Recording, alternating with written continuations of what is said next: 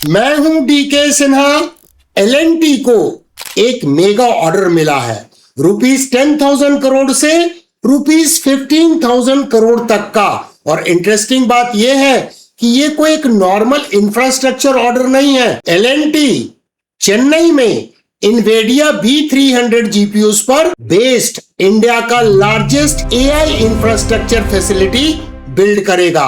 Initial phase में 250 megawatt capacity और 10,000 advanced इन्वेडिया B300 GPUs. लेकिन यहां एक बड़ा क्वेश्चन है, क्या एल&टी सिर्फ एक और मेगा एपीसी ऑर्डर एग्जीक्यूट कर रहा है या एल&टी धीरे धीरे एक एआई इंफ्रास्ट्रक्चर कंपनी बन रहा है? और सबसे इंटरेस्टिंग बात, 2025 में एल&टी के स्टॉक ने अराउंड 14.25% का रिटर्न दिया, लेकिन 2026 आते आते स्टॉक फ्लैट हो गया YTD बेसिस पर। तो क्या मार्केट ने इस एआई अपॉर्चुनिटी को इग्नोर कर दिया है, और या फिर एआई का एक्साइटमेंट ऑलरेडी एल&टी के वैल्यूएशन में प्राइस इन हो चुका है? आज के वीडियो में हम इसी क्वेश्चन का रूल बेस्ड आंसर निकालेंगे।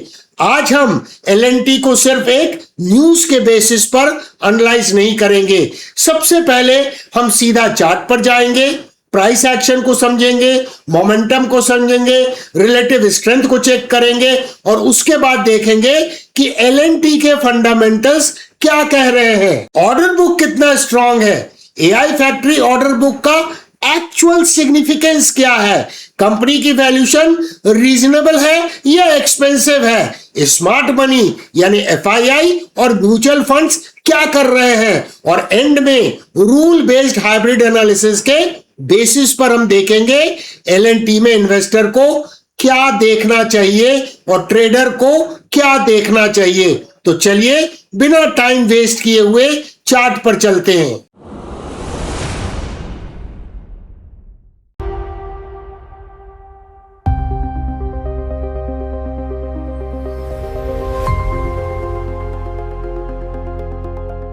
ये एल&टी का मंथली प्राइस चार्ट है एनएससी के ऊपर में। पहले एक नजर डालिए हिस्टोरिकल प्राइस एक्शन पे। नवंबर 2010 से अगर आप देखें तो ये स्टॉक एक राइजिंग प्राइस चैनल में ट्रेड हो रहा है, और फाइनली 2010 से ये ट्रेड हो रहा था और इसका क्लोजिंग बेसिस पर ब्रेकआउट हुआ अक्टूबर 2022 में, और ये एक राइजिंग प्राइस चैनल के बाहर आ गया। उसके बाद मार्केट का structure higher highs and higher lows का है। एक चीज गौर करने वाली बात है कि जब भी इसमें करेक्शन हो रहा है, EMA 21 एक डायनेमिक सपोर्ट के रूप में काम कर रही है। इसका मतलब EMA 21 offers a value zone to buy this stock for long term positional view. जब हम इसे वीकली प्राइस चार्ट में देखते हैं तो ये सारे क्रिटिकल मूविंग एवरेजेस के ऊपर में ट्रेड हो रहा है। रीसेंट टाइम में जो एक मेजर करेक्शन हुआ था, इसने SMA 144 पे सपोर्ट लिया, यहां पर भी SMA 144 एक सपोर्ट के रूप में एक्ट किया। अगर हम इसके RSI को देखें तो फिलहाल एक साइडवेज मूवमेंट नजर आ रहा है, और जब तक ये इसका लेवल का ब्रेकआउट नहीं होता है, अपसाइड मोमेंटम डेवलप होने की संभावना थोड़ा कम नजर आ रही है। क्योंकि RSI को भी देखिए 40 पे सपोर्ट ले रहा है और 60 पे रेजिस्टेंस ले रहा है, जो एक टिपिकल रेंज है RSI की साइडवेज मूवमेंट की। लेकिन इंटरेस्टिंग बात क्या है कि इसका रिलेटिव स्ट्रेंथ को अगर निफ्टी 500 के पर्सपेक्टिव में देखें और लुक बैक पीरियड 52 वीक का अगर हम यूज करें तो यहां पर देखिए ये आउट परफॉर्म कर रहा है निफ्टी 500 को। और क्लोजली अगर हम रिलेटिव स्ट्रेंथ को समझने की कोशिश करें तो ब्रीफली इस पीरियड में ये अंडर परफॉर्म कर रहा था, बट बाय एंड लार्ज ये आउट परफॉर्म करता है निफ्टी 500 को। जब हम इसे डेली प्राइस चार्ट में देखते हैं तो ये देखिए क्लियर डाउन ट्रेंडिंग मूव में था और सारे क्रिटिकल मूविंग एवरेजेस के नीचे ट्रेड हो रहा था। अब मार्केट का स्ट्रक्चर हायर हाइज का बना, लेकिन फिर से यहां पर ये ट्रेड होने लगा डाउन साइड में और सारे मूविंग एवरेजेस के नीचे। लेकिन अब रिकवरी नजर आ रही है और ये सारे मूविंग एवरेजेस के ऊपर में ट्रेड होता हुआ नजर आ रहा है। सबसे इंपॉर्टेंट बात क्या है कि आरएसआई को क्लोजली देखें। यहां लोअर लो का स्ट्रक्चर था, यहां पे आरएसआई में बुलिश डाइवर्जेंस देखा गया और अब आरएसआई में बुलिश रेंज शिफ्ट होता हुआ नजर आ रहा है। तो यहां पे अगर गौर से देखें तो इस जगह पे यहां पे मैं आपको बताता हूं एक गैप है। ये गैप अपने आप में एक पोजिशनल सपोर्ट के रूप में देख सकते हैं जो करीब 3600 से 3700 के रेंज में आता है और उसके ऊपर में इसको मल्टीपल डायनेमिक सपोर्ट है जैसे EMA 21, EMA 55, SMA 144 and SMA 233। तो रीसेंट टाइम में देखिए ये गैप और ये गैप, ये इसका डायनेमिक सपोर्ट के रूप में काम करने की संभावना है। अब यहां पर एक इंपॉर्टेंट ऑब्जर्वेशन क्या हो सकता है जो आपको अलर्ट सेट करके रखना है। मैं एक काउंटर ट्रेंड लाइन खींच के दिखाता हूं। ये काउंटर ट्रेंड लाइन बहुत सिग्निफिकेंट है। क्यों सिग्निफिकेंट है? मैं एक और अगर ट्रेंड लाइन खींचूंगा तो और क्लैरिटी आएगी। इस जगह पे ये सिमेट्रिकल ट्रायंगल बना रहा है। अब सिमेट्रिकल ट्रायंगल कब बनता है? जब ट्रेडिंग रेंज नैरो होती है। पहले देखिए इतनी बड़ी ट्रेडिंग रेंज थी, नैरो हो गई। अगर इसका ब्रेकआउट होता है तो अपसाइड मोमेंटम डेवलप होगा। तो हमें इस ट्रेंड लाइन के ऊपर में अलर्ट सेट करके रखना चाहिए और साथ में इस ट्रेंड लाइन का अगर ब्रेकडाउन होता है तो फिर प्राइस और नीचे गिर सकती है। इसीलिए इन्वेस्टमेंट स्ट्रेटजी या ट्रेडिंग स्ट्रेटजी बनाने के लिए हमें पेशेंटली इंतजार करना होगा जब वो राइट अपॉर्चुनिटी मिलती है। तो चार्ट से हमने L&T का करंट टेक्निकल स्ट्रक्चर तो समझ में आ गया। अब एक इंपॉर्टेंट क्वेश्चन है, क्या फंडामेंटल्स भी इसी स्टोरी को वैलिडेट करते हैं? देखिए स्टॉक मार्केट में एक बहुत कॉमन प्रॉब्लम है। स्टॉक प्राइस जब ऊपर जाता है लोग कहने लगते हैं कंपनी बहुत अच्छी है और जब स्टॉक प्राइस नीचे गिरने लगती है तो लोग बोलते हैं मार्केट को कुछ पता ही नहीं है। मतलब एनालिसिस कभी कभी मार्केट का नहीं हमारे मूड का हो जाता है। इसलिए अब चार्ट के बाद में फंडामेंटल्स को रूल के थ्रू वैलिडेट करते हैं। लेकिन फंडामेंटल्स में जाने के पहले एक जल्दी से क्विज करते हैं। आपके स्क्रीन पर क्वेश्चन है, what does Bollinger bands measure? Bollinger band क्या मेजर करता है? Option A price volatility and relative price levels, option B company earnings growth. अपना आंसर कमेंट सेक्शन में जरूर लिखिए। अब बात करते हैं L&T के फंडामेंटल्स की।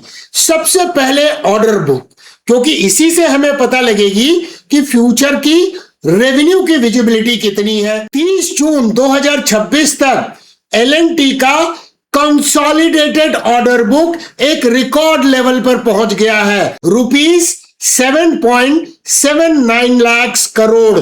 यस, आपने सही सुना, रुपीस 7.7 लाख करोड़। और सिर्फ ऑर्डर बुक बढ़ा नहीं है, कुछ स्पेसिफिक वर्टिकल्स में ग्रोथ भी काफी इंटरेस्टिंग है। इंफ्रास्ट्रक्चर एंड यूटिलिटी सेगमेंट में फ्रेश ऑर्डर इनफ्लोस क्वार्टर के दौरान डबल होकर रुपीस 44,357 करोड़ हो गया है। और एनर्जी ग्रीन सेगमेंट का ऑर्डर इनफ्लोस 58% ग्रो होकर रुपीस 33,042 करोड़ हो गया है। मतलब ट्रेडिशनल इंफ्रास्ट्रक्चर स्टोरी अभी भी सॉलिड है और स्ट्रॉन्ग है। लेकिन अब आते हैं उस न्यूज पर जिसने इस वीडियो को ट्रिगर किया है। इन्वेडिया B300 AI फैक्ट्री L&T को रुपीस 10,000 करोड़ से करीब रुपीस 15,000 करोड़ का मेगा ऑर्डर मिला है।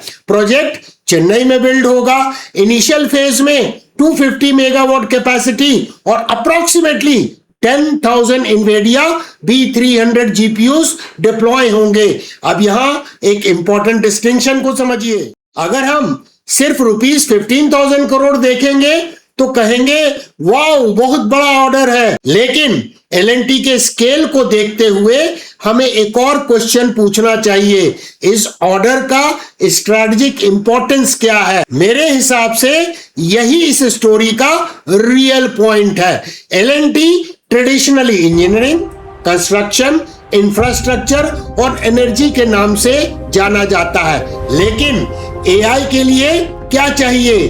Data centres, power infrastructure, cooling, electrical systems, engineering, construction, digital infrastructure, और ये सारी कैपेबिलिटीज L&T के एग्जिस्टिंग इकोसिस्टम से नेचुरली कनेक्ट होती हैं। इसलिए एआई फैक्ट्री स्टोरी को सिर्फ इन्वेडिया का ऑर्डर कहना शायद इनकम्प्लीट होगा। ये L&T के ट्रेडिशनल इंजीनियरिंग कैपेबिलिटी को नेक्स्ट जनरेशन डिजिटल इंफ्रास्ट्रक्चर के साथ कनेक्ट करने की स्टोरी भी बन सकती है। और इसी वजह से मेरा क्वेश्चन है, is L&T becoming an AI stock? अभी इसका आंसर यस बोलना जल्दीबाजी होगी, लेकिन डायरेक्शन डेफिनेटली इंटरेस्टिंग है। और दोस्तों, L&T की ग्रोथ स्टोरी सिर्फ एआई तक लिमिटेड नहीं है। एनर्जी बिजनेस को ONGC से भी एक मेजर ऑर्डर मिला है, अप्रोक्सीमेटली ₹5,000 करोड़ से ₹10,000 करोड़ का offshore pipeline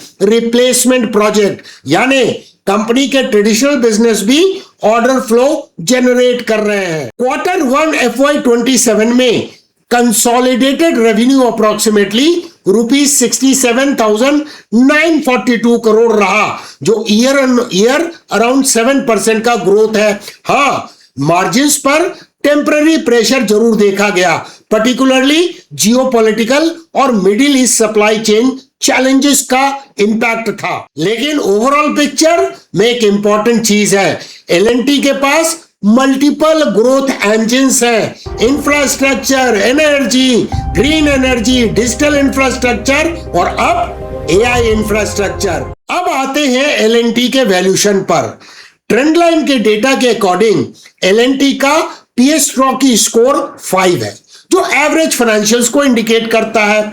current P approximately 34.3 है, जबकि इंडस्ट्री का पी अराउंड 32.7 है। मतलब वैल्यूएशन इंडस्ट्री के कंपैरिजन में स्लाइटली प्रीमियम पर नजर आ रहा है। लेकिन एक और नंबर इंटरेस्टिंग है, 1 year forward annual EPS growth approximately 18% है। तो यहां इन्वेस्टर को एक बैलेंस बनाना जरूरी है। एक तरफ वैल्यूएशन कंप्लीटली चीप नहीं है और दूसरी तरफ अर्निंग्स ग्रोथ एक्सपेक्टेशन भी स्ट्रांग है, और बैलेंस शीट साइड पर पिक्चर इंप्रूव हुई है।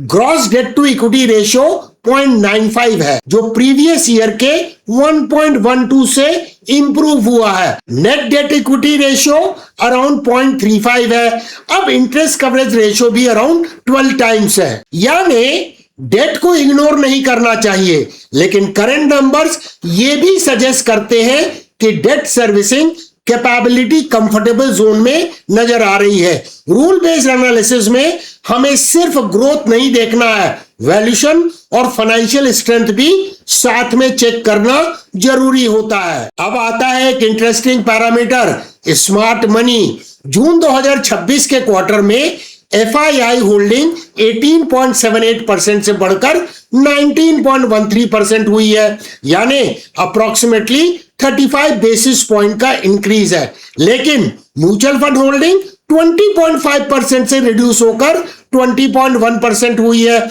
तो पिक्चर यहां पर मिक्स्ड नजर आ रही है। FII पार्टिसिपेशन में इंप्रूवमेंट है, लेकिन mutual fund holding slightly lower हुई है। इसीलिए मैं यहां पर एक्सट्रीम कंक्लूजन नहीं दूंगा कि स्मार्ट मनी एग्रेसिव बाई कर रही है। नो, रूल बेस्ड अप्रोच का मतलब है जो डेटा कह रहा है उसी को एक्सेप्ट करना, और जो डेटा नहीं कह रहा है उसको जबरदस्ती अज्यूम नहीं करना। और मुझे लगता है ये डिस्टिंक्शन बहुत इंपॉर्टेंट है। तो वापस फिर से ओरिजिनल क्वेश्चन पे आते हैं, is L&T becoming an AI stock? मेरा आंसर है L&T को अभी प्योर एआई स्टॉक की कैटेगरी में रखना प्रीमेच्योर होगा, लेकिन एआई इंफ्रास्ट्रक्चर L&T के लिए एक पोटेंशियल न्यू ग्रोथ वर्टिकल जरूर बन सकता है। ₹10,000 to 15,000 करोड़ का इन्वेडिया B300 एआई फैक्ट्री ऑर्डर सिर्फ करंट रेवेन्यू अपॉर्चुनिटी नहीं है। मार्केट को देखना होगा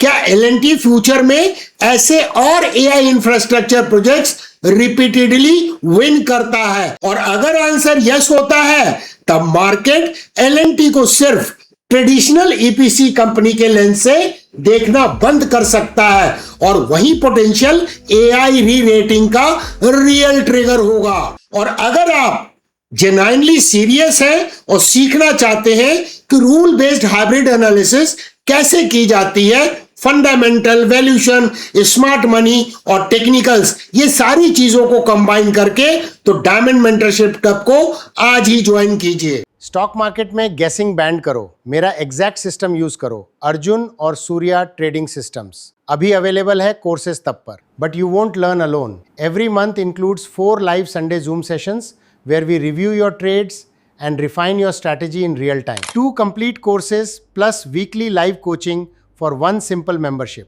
Enroll for the rule-based trading systems today and let's build your alpha together. और अब आता है आपके लिए इंटरेस्टिंग होमवर्क। हम सब जानते हैं कि 2020 का साल बेयर मार्केट वाला साल था, लेकिन मैं यहां चाहता हूं कि आप अजम्पशन मत कीजिए। एलएनटी का चार्ट ओपन कीजिए, कैलेंडर ईयर 2020 सेलेक्ट कीजिए और मुझे कमेंट्स में बताइए एलएनटी ने 2020 में पॉजिटिव रिटर्न दिया था या नेगेटिव रिटर्न दिया था। सिर्फ पॉजिटिव या नेगेटिव आप कमेंट में लिख सकते हैं। चार्ट खुद देखिए, दैट्स योर होमवर्क। और अगर आपको आज का एनालिसिस यूजफुल लगा है तो एक और इंटरेस्टिंग वीडियो आपको जरूर देखना चाहिए। मैंने रिसेंटली उसे अपलोड किया है, विच शुगर स्टॉक विंस दी इथेनॉल पॉलिसी चेंज। उसका लिंक आपको डिस्क्रिप्शन में मिल जाएगा और एंड स्क्रीन पर भी।